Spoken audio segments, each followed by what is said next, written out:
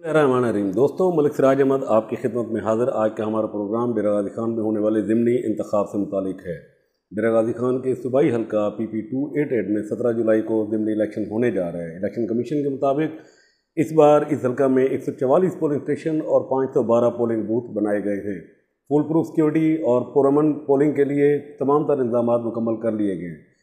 इस इलेक्शन का नतीजा जानने के लिए या उस नतीजे से करीब करीब नतीजे तक पहुंचने के लिए हमें इसका एक छोटा सा तजज़िया करना पड़ेगा, और वो ये है कि 2018 के आम इंतखाबात के नताइज को एक बार फिर से देखना पड़ेगा। 2018 के आम इंतखाबात में बुनियादी तौर पर जो मुकाबला था वो सरदार सैफुद्दीन खान खोसा जो तहरीक इंसाफ के उम्मीदवार थे, और सरदार मोहसिन अता खान खोसा जो आज़ाद हैसियत में लड़ रहे थे, उनके माबैन था। इसमें सरदार मोहसिन अता खान खोसा ने 39,000 से ज़ायद वोट लिए और वो जीत गए। सरदार सैफुद्दीन खान खोसा ने 30,000 से ज़ायद वोट लिए और वो हार गए। तीसरे नंबर पर तहरीक लब्बैक पाकिस्तान के इरफानुल्लाह थे, उन्होंने 3,500 से ज़्यादा वोट लिए। चौथे नंबर पर आज़ाद उम्मीदवार सरदार आसिम ज़ुबैर खान खोसा थे, जिन्होंने 2,000 से ज़्यादा वोट लिए। और उससे आगे तहरीक अल्लाह अकबर के मोहम्मद बिलाल थे, जिन्होंने 1,080 के करीब वोट लिए थे। सवाल ये है कि क्या 2022 के होने वाले ज़िमनी इलेक्शन में सरदार अब्दुल कादिर खान खोसा ने वो वोट हासिल कर सकेंगे जो 2018 में सरदार मोहसिन अता खान खोसा ने वोट लिए थे?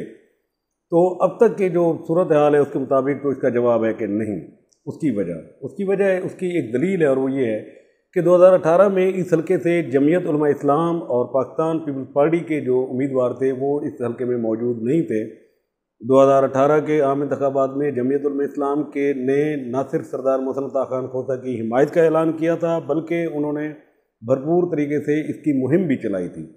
इस वक्त उन्होंने अपना उम्मीदवार कारी अब्दुल अजीज़ खोसा की सूरत में यहाँ पर पुट किया है। जमीयत उलमा इस्लाम के मकामी अहदेदारों के मुताबिक हमारा इस हल्के के अंदर 4 से 5,000 वोट है। अगर उनके इस दावे को दुरुस्त तस्लीम कर लिया जाए तो यकीनन ये बात तयशुदा अमर है कि ये वोट फिर सरदार अब्दुल कादिर खोसा को नहीं पड़ेगा, ये वोट जमीयत उलमा इस्लाम के उम्मीदवार को पड़ेगा, जिसका नुकसान अल्टीमेटली सरदार अब्दुल कादिर खान खोसा को होगा। दूसरा, पाकिस्तान पीपल्स पार्टी का उम्मीदवार 2018 में भी नहीं था और पाकिस्तान पीपल्स पार्टी का उम्मीदवार 2022 में भी नहीं है।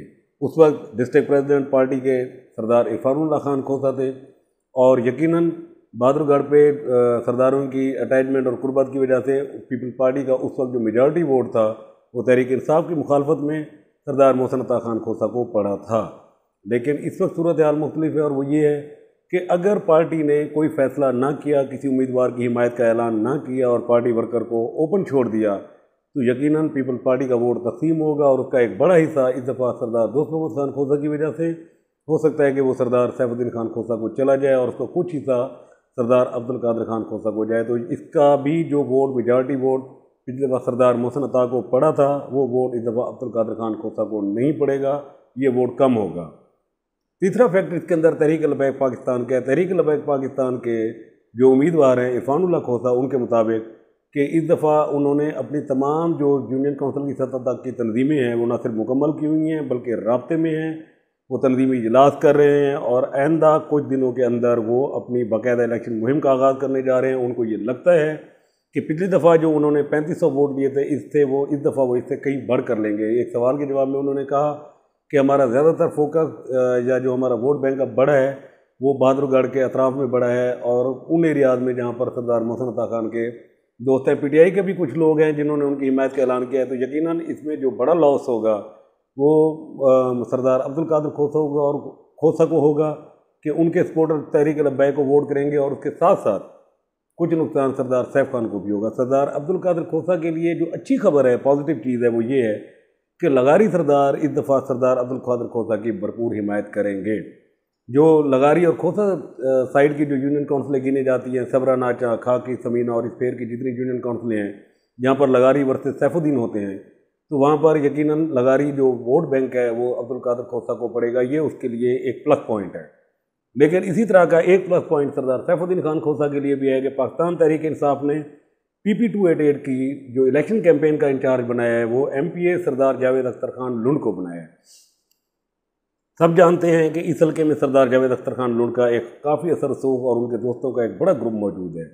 तो आम तासुर ये है कि अगर सरदार सैफुद्दीन खान खोसा ने इसको कन्वेंस कर लिया सरदार जावेद अख्तर खान लुंड को, तो सरदार जावेद अख्तर खान लुंड अपने दोस्तों समेत اس علاقے کے اس الیکشن نتائج کے اوپر بڑے اچھے طریقے سے اثر انداز ہو سکتے ہیں۔ ان کے دوستوں نے اگر تھوڑی سی محنت کر لی تو شاہ صدر دین پیر عادل اور اس کے مضافات کے جو علاقے ہیں وہاں پر وہ اپنا جہاں پر وہ اثر سوگ رکھتے ہیں تو وہاں پر وہ یقیناً عبدالقادر کھوسہ کو ٹف ٹائم دیں گے، اور یہ ہو سکتا ہے کہ وہاں سے عبدالقادر کھوسہ یہ یونین کونسلیں لوز کر جائیں۔